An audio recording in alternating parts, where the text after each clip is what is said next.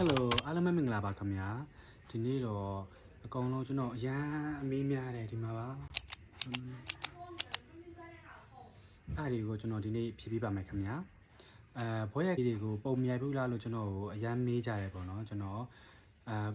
ဘွဲရက်ကလေးတွေကပုံလေးကမရိုက်ဖြစ်ပါဘူးခင်ဗျာကျွန်တော်ပုံကလေးလည်းလက်မခံပါဘူးပုံလေးလည်းကျွန်တော်မရိုက်ပါဘူး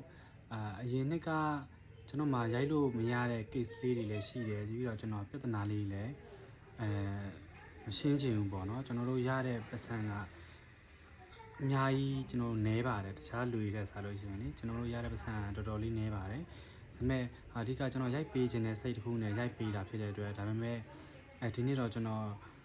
မရိုက်ဖို့ပဲစဉ်းစားပြီးတော့ဆုံးဖြတ်လိုက်တယ်ပေါ့နော်ဘာလို့လဲဆိုတော့တစ်ခါကြလို့ရှိရင်ကိုကစေဆိုင်လုပ်ပြီးတဲ့အရာတွေကအရာမထင်တဲ့ဟာမျိုးလေးရှိတယ်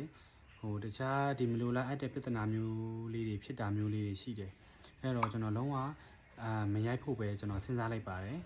ဆိုတော့ကျွန်တော်အရင်နှစ်ကတည်းကကျွန်တော်ကိုစောင့်ကြည့်နေတဲ့လူတွေသိရလူတွေဆိုလို့ရှိရင်တော့ဒီ case လေးကိုသိမှာပါကျွန်တော်ထပ်တော့မပြောချင်တော့ပါဘူးအဲ့တော့ကျွန်တော်ဘွဲရက်ကလေးတွေကပုံလေးတွေမရိုက်ဖြစ်ပါဘူးခင်ဗျာအဲ့ဟာလေးကိုကျွန်တော်ပြောပြတာပါဆိုတော့အားလုံးလည်းကျွန်တော်တောင်းပန်ပါတယ်ကျွန်တော်ဘွဲရက်ကလေးတွေကတော့ပုံမရိုက်ပါဘူးတခြားဘွဲရက်အတွင်းမှာတခြားရိုက်ရှင်တဲ့အလှပုံလေးပဲဖြစ်ဖြစ်မူးနစ်ပုံလေးပဲဖြစ်ဖြစ်ကျွန်တော်အကုန်လုံးကိုရိုက်ပြပါမယ်ခင်ဗျာ